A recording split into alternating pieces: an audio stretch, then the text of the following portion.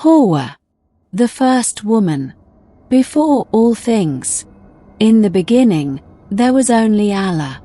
No light, no darkness, no time, no space, nothing except the one who has always been and will always be, the creator of all that would come to exist. And then, by his will alone, existence began to unfold. He created the heavens, 7 of them, stacked upon one another like pages of an infinite book. He created the angels from light, beings of pure obedience who sang his praises without ceasing, who never tired, never questioned, never desired anything beyond worship. He created the jinn from smokeless fire, gave them free will, and watched as some chose righteousness while others wandered into rebellion. He created the stars and scattered them across the cosmic void like diamonds thrown by a generous hand. He created the sun to burn and the moon to glow and the planets to spin in silent orbits, each one a testament to his power. And then, he created Earth, a small sphere of rock and water, suspended in the vastness of space, insignificant in size, but infinite in purpose. For this tiny world would become the stage upon which the greatest drama of existence would unfold, the drama of humanity. But before humanity could walk upon the earth, something else had to happen. Something miraculous. Something that would begin in the gardens of paradise. Chapter 1. The Awakening. She did not know she was opening her eyes. She did not know what eyes were, or opening, or knowing itself. There was only sensation, a gentle warmth upon her face, a softness beneath her body, and then, suddenly, light. Colors she had no names for flooded her vision. Green so vivid it seemed to pulse with life. Gold so pure it made her chest ache with a feeling she would later learn to call joy. Blue stretching endlessly above her, deeper than thought, wider than imagination. She was alive. The realization came not in words, for she did not yet have language, but in a wave of awareness that swept through her entire being. She existed. She was. And the world around her was impossibly, overwhelmingly beautiful. Slowly, she sat up. Her body moved in ways that felt both strange and natural, as if it had always been hers but she was only now learning to inhabit it. Her hands pressed against grass that seemed to welcome her touch. Her lungs filled with air that carried fragrances beyond description. Flowers she had never seen, fruit she had never tasted, life in its purest and most abundant form. And then she saw him. He lay beside her on the grass, his chest rising and falling in the rhythm of deep sleep. His face was unlike anything else in this garden of wonders. Not a tree, not a flower, not a river, but something closer to herself. Something that made her heart quicken with recognition. She did not know his name. She did not know her own.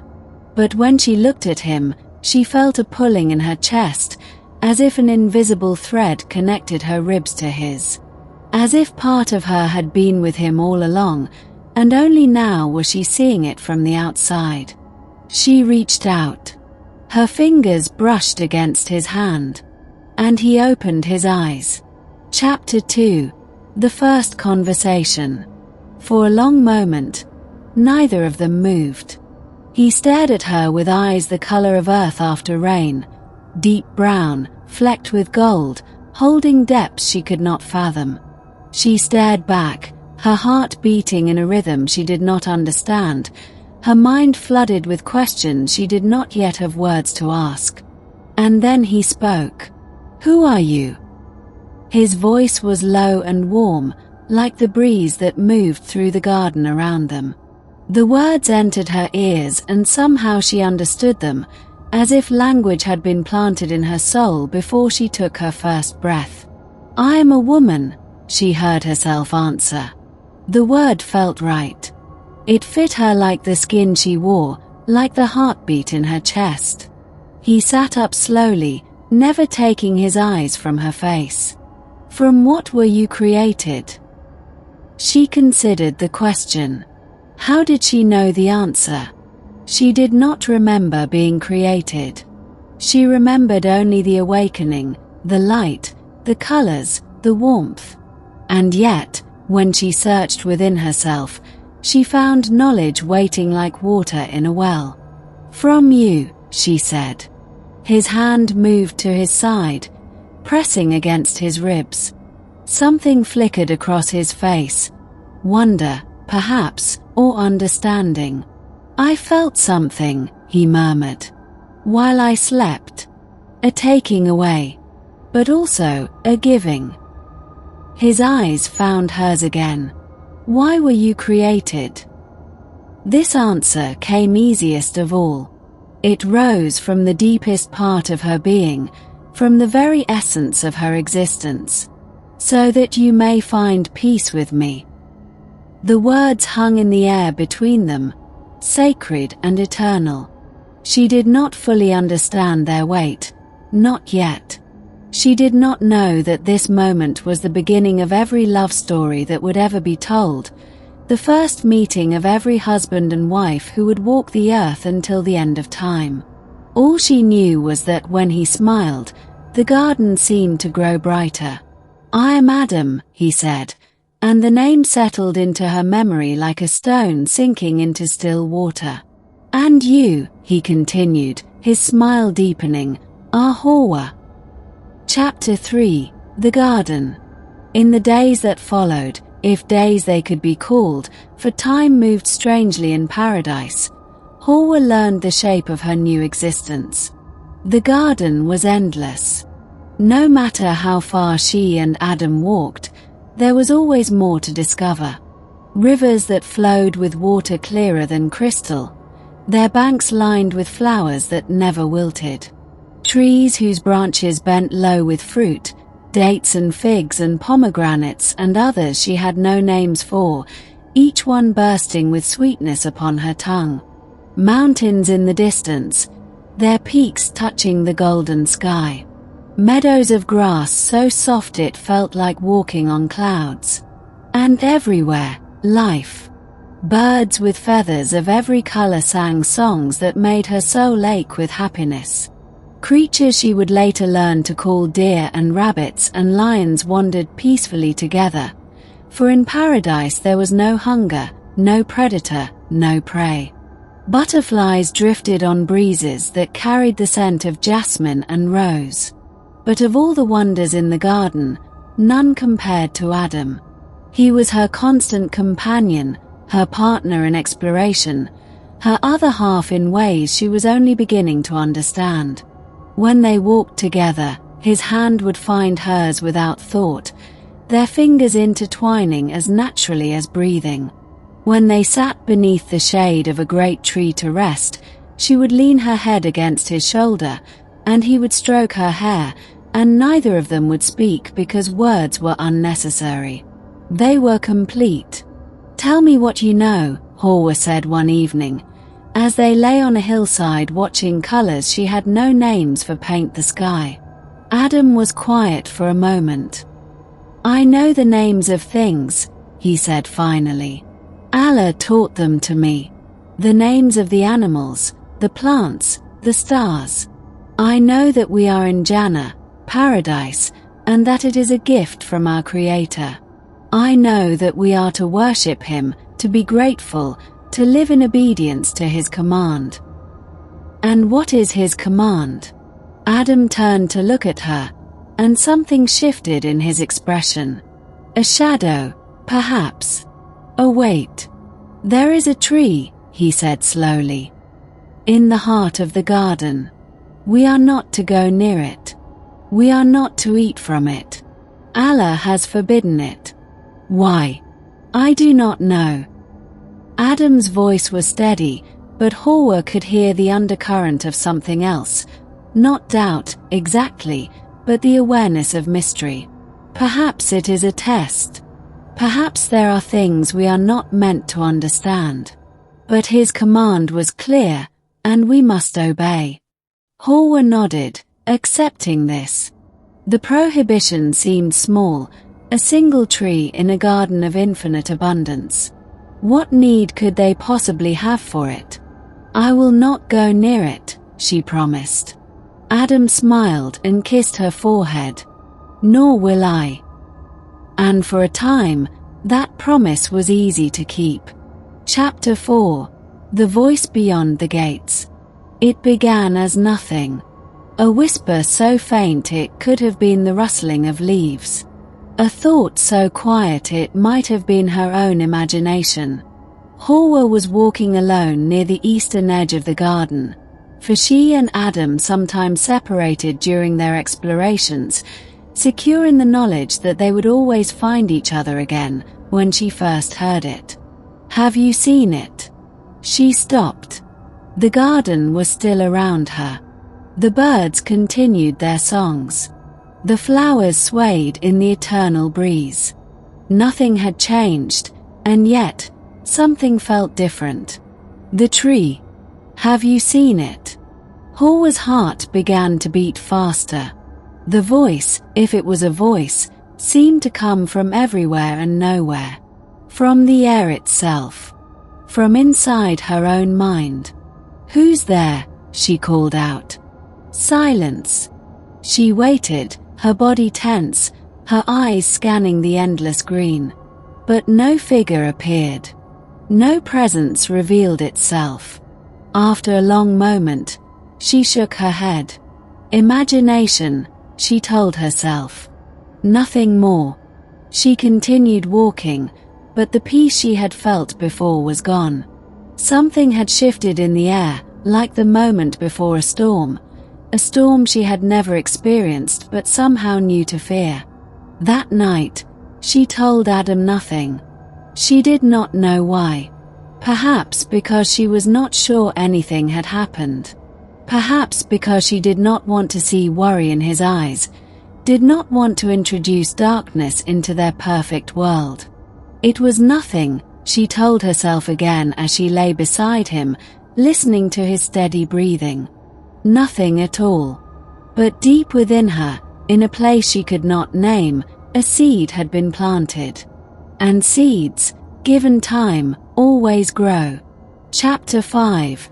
The Enemy. His name was Iblis. Once, he had been among the most devoted worshippers of Allah. Once, he had risen through the ranks of the jinn until he stood in the company of angels, his devotion burning brighter than the fire from which he was made. But that was before Adam. When Allah had created the first human from clay and breathed into him the spirit of life, he had commanded all the beings of the heavens to prostrate, to bow in respect before this new creation, this Khalifa who would one day rule the earth. The angels obeyed. They always obeyed. It was their nature, woven into their very being. But Iblis refused. I am better than him, he had declared, his voice ringing with pride. You created me from fire, but you created him from clay.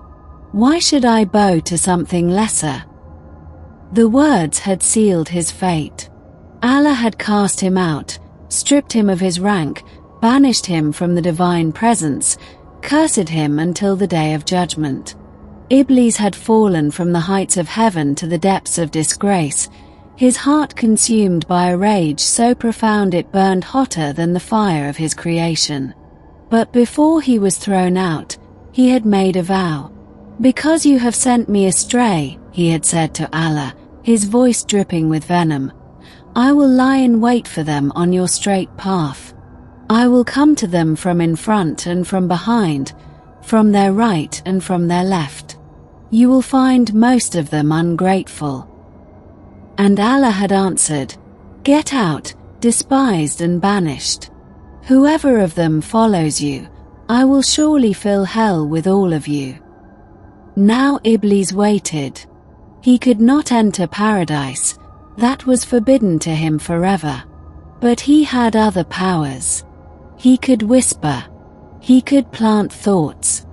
He could find the cracks in the human heart and pour poison into them, drop by drop. He watched Adam and Hawwa from beyond the gates, his burning eyes following their every movement. He saw their happiness, their love, their innocent joy, and it filled him with a hatred so intense it threatened to consume him entirely. They do not deserve it, he thought. They do not deserve any of it. And so he began his work. Chapter 6, The Whisper. The voice returned. It came when Hawwa was alone, always when she was alone. Never loud, never demanding. Just a gentle murmur at the edge of her consciousness, like a friend sharing a secret. "I have been watching you," it said one day, as she walked through a grove of fruit trees. "You and your husband. You seem happy." Hawwa stopped. This time, she did not call out. Something told her that the voice wanted to be heard, and that calling for it would only make it retreat. "We are happy," she said quietly. "Yes, but have you ever wondered how long it will last?" A chill ran down Hawwa's spine. "What do you mean?" "Paradise is beautiful, but it is also a gift, and gifts can be taken away. Have you never worried that one day you might lose all of this?" The thought had never occurred to her. Why would it? Allah had given them everything. He had created them for this garden, this life, this joy. "No," she said firmly. "I have never worried." "Ah." The voice seemed to smile. "Then you are fortunate. Or perhaps naive. Who are you?" Silence stretched for a long moment. Then, "A friend. One who knows things you do not. One who only wants what is best for you." Hawwa frowned. Something about the voice felt wrong, like fruit that looked ripe but tasted bitter inside. And yet, she did not walk away. "What things?" she asked. "Do you know why Allah forbade you from that tree?" The question hit her like a physical blow. The tree. The forbidden tree. How did this voice know about it? "It is not for me to question Allah's commands," Hawwa said, but her voice wavered. "Of course not. But surely you have wondered. Surely, in the quiet of your heart, you have asked yourself, why? Why that one tree, among all the thousands in the garden? What makes it special?" Hawwa said nothing. Because the truth was, she had wondered. Not often, not obsessively, but the question had crossed her mind more than once. "I will tell you," the voice continued. "If you want to know." "No." Hawwa shook her head, forcing herself to take a step back. "I do not need to know. Allah's wisdom is beyond my understanding. That is enough." She turned and walked away, her heart pounding. Behind her, invisible and patient, Iblis smiled. Not today, he thought. But soon. Chapter 7, The Seed of Doubt. Days passed. Or weeks. Or years. Time in paradise was fluid, unmarked by the rise and fall of suns that Hawwa would later come to know on earth. But something had changed. Hawwa found herself thinking about the tree more and more. Not with desire, not yet, but with curiosity. She had never seen it, had always carefully avoided the heart of the garden where Adam said it grew. But now, the mystery of it tugged at her mind like a thread begging to be pulled. Why that tree? She tried to push the thought away. She filled her days with walking, with exploring, with spending time with Adam. She prayed. She praised Allah for the beauty around her. She reminded herself, again and again, that obedience was not about understanding, it was about trust. But the voice kept coming. "You deserve to know," it would whisper. "Knowledge is not a sin. Curiosity is not a crime. Allah gave you a mind. Surely He wants you to use it. The angels know secrets you do not. The beings closest to Allah understand things hidden from you. Why should you be kept in darkness? I am not asking you to disobey. I am only asking you to think. And slowly, despite her resistance, Hawwa began to think. One evening, she sat beside Adam near a waterfall that shimmered with colors beyond description. The mist kissed her face, cool and gentle. His hand held hers, warm and strong. "Adam," she said, her voice barely audible above the rushing water. "Yes." She hesitated. Part of her wanted to tell him everything.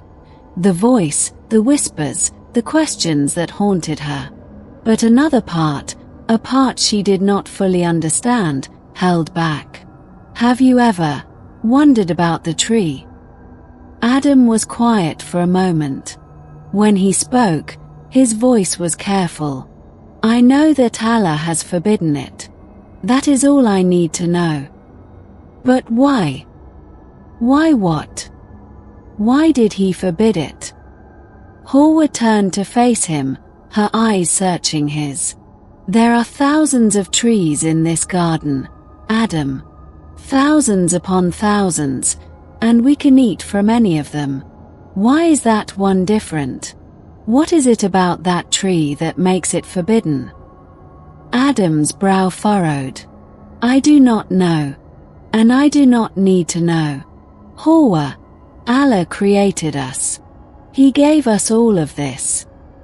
He gestured at the garden around them, the impossible beauty that stretched in every direction. "He asks only one thing of us, to stay away from one tree. Is that so much? Is that too great a price for all this joy?" Hawwa lowered her eyes. "No, of course not." "Then let it go." Adam squeezed her hand. "Whatever thoughts are troubling you, let them go. We have everything we need. We have each other. We have paradise. What more could we possibly want?" Hawwa nodded, forcing a smile. But the seed had been planted. And seeds, once planted, cannot be unplanted. They can only grow.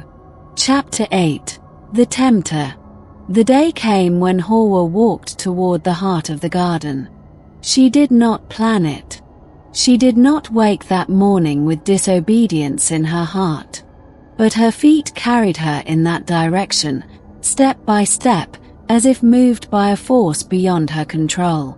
The voice was with her, closer than ever. Yes, it whispered. "There it is. Look." And she looked. The tree stood in a clearing, alone and magnificent.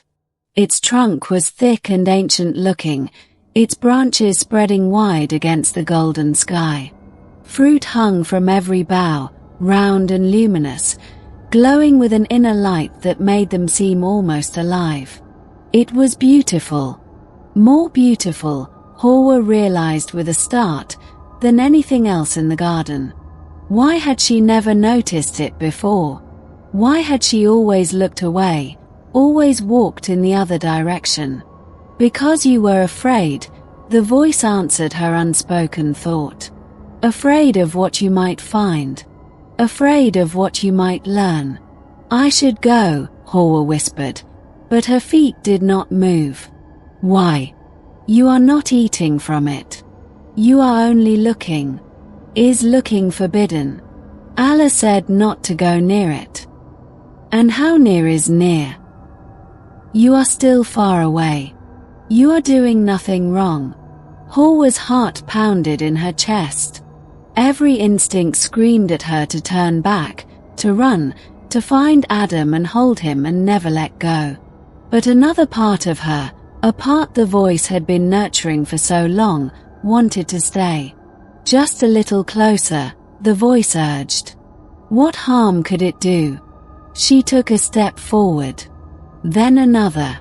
The tree seemed to grow more beautiful with each step, its fruit more radiant, its presence more magnetic. Hawwa felt drawn to it like a moth to flame, like a river to the sea. And then a figure materialized before her. She gasped, stumbling backward. It was not Adam. The shape was wrong, the presence unfamiliar. A being she had never seen before, standing between her and the tree, its form shifting and unclear. "Peace be upon you, Hawwa," it said. The voice. It was the voice, given form. "Who are you?" she demanded, her fear giving way to anger. "Why have you been speaking to me?" "I told you," the being said smoothly. "I am a friend. I want only what is best for you and your husband. You are not my friend. You have been putting thoughts in my mind. Doubts. Questions. I have put nothing that was not already there." The being tilted its head, studying her. "The questions are yours, Hawwa. The curiosity is yours. I have simply helped you see what was always hidden in your heart." Hawwa shook her head, backing away. "I do not believe you." "Then believe this. I know why the tree is forbidden." She stopped. The being smiled, a cold, thin smile that did not reach its eyes. "Your Lord has forbidden you this tree," it said, "for one reason only. He knows that if you eat from it, you will become like the angels. You will live forever. You will never leave this place. You will be eternal, as He is eternal." The words hung in the air, heavy with promise. "That is why He forbade it," the being continued. "Not because it is evil. Not because it will harm you. But because He does not want you to have what He has. He wants to keep you dependent. Mortal. Limited." "You are lying." "Am I?" The being gestured at the tree. "Look at it. Does it look harmful? Does it look evil? It is the most beautiful tree in the garden, and He has told you to stay away from it. Ask yourself why." Hawwa's mind reeled. Everything the being said went against everything she knew, everything she believed. And yet, why that tree? The question that had plagued her for so long roared back to life. "I swear to you," the being said, its voice dropping to a near whisper, "I am giving you sincere advice. I want you to stay in paradise forever. I want you to be happy. And this tree is the key." Hawwa looked at the tree. She looked at its glowing fruit. And for the first time, she felt something she had never felt before in paradise. Desire. Chapter 9, The Fall. Adam found her standing at the edge of the clearing. "Hawwa." He approached cautiously, his face creased with concern. "What are you doing here? We agreed never to." "I know what I agreed." Her voice was strange, even to her own ears. Distant. Distracted. "But don't you want to know, Adam? Don't you want to understand?" "Understand what?" She turned to face him, and he saw something in her eyes that made his blood run cold. A fire. A hunger. Why the tree is forbidden. Adam's jaw tightened. "It does not matter why. Allah commanded us, and we obey. That is our nature. That is our purpose." "But what if it could be more?" Hawwa stepped closer to him, her hand finding his. "What if we could be more? What if there are secrets, Adam, secrets that could make us eternal, like the angels, like—" "Stop." His voice was sharp, sharper than he had ever spoken to her before. "Whatever voice has been filling your mind with these lies, you must reject it. This is not wisdom, Hawwa. This is whisper. This is waswasa. This is shaitan. The word hit her like cold water. Shaitan. The cursed one. The enemy of humanity. It cannot be, she thought. He seemed so sincere. He seemed to care. But even as she thought it, she remembered the coldness in the being's smile.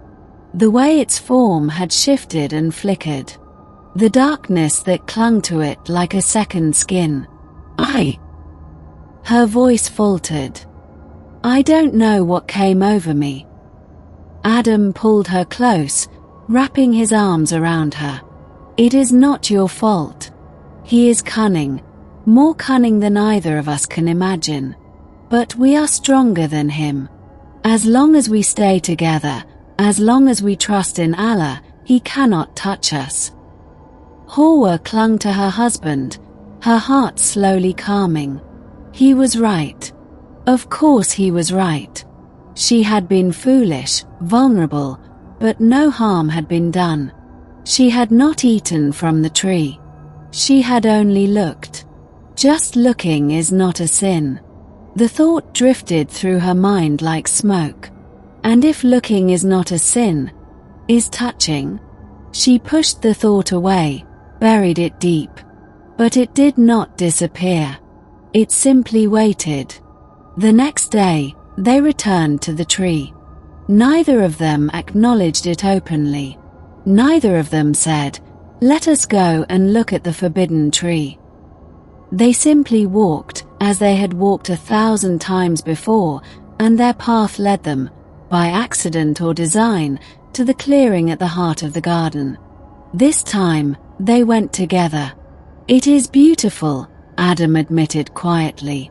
"I never noticed how beautiful." The voice came then, not just to Hawwa, but to both of them. "I swear to you by Allah," it said, wrapping around their minds like silk, "I am only giving you sincere advice." Adam stiffened. "Do you hear that?"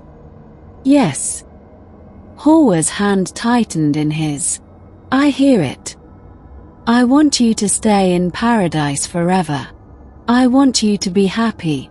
Eat from this tree, and you will never have to leave. You will become eternal. You will become like the angels." "It is lies," Adam said. "We know it is lies." "Do you? Has Allah told you what the tree does? Has he explained why it is forbidden? He has only commanded. And you, creatures of free will, capable of thought and reason, you simply obey like the angels, who have no choice." The words stung. Because they were true. The angels obeyed because they could not do otherwise. But Adam and Hawwa had been given something different. They had been given the power to choose. And a choice without understanding was not truly a choice at all.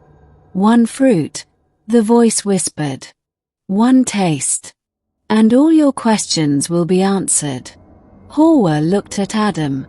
Adam looked at Hawwa. And in that moment, that single, terrible, pivotal moment, they forgot. They forgot Allah's warning. They forgot the danger. They forgot everything except the fruit hanging before them, golden and luminous, promising answers they had ached for since the day the questions first began. Hawwa reached out her hand. She plucked a fruit from the lowest branch. She took a bite. And then she handed it to Adam. The change was instantaneous. One moment, they were standing in the garden, the taste of the fruit still sweet upon their tongues. The next, a wind, cold and sharp and utterly foreign, swept through paradise. Hawwa gasped. She looked down at herself and saw, for the first time, what she was. Bare.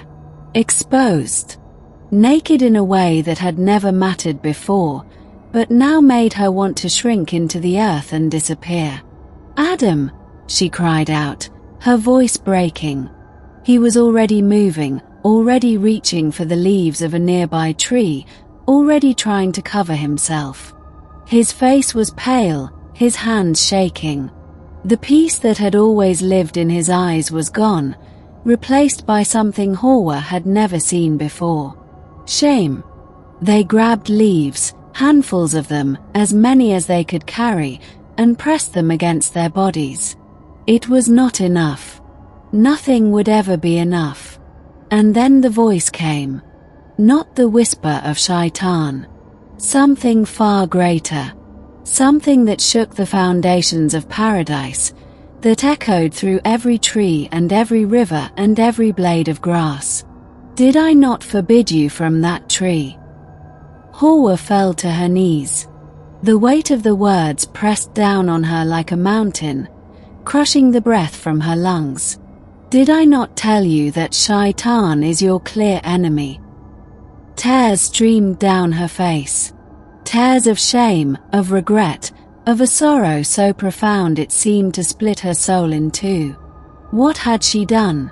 What had they done? Our Lord, she heard Adam cry out, his voice raw with anguish. We have wronged ourselves. She joined him, the words pouring from her lips like blood from a wound. If you do not forgive us and have mercy upon us, we will surely be among the losers.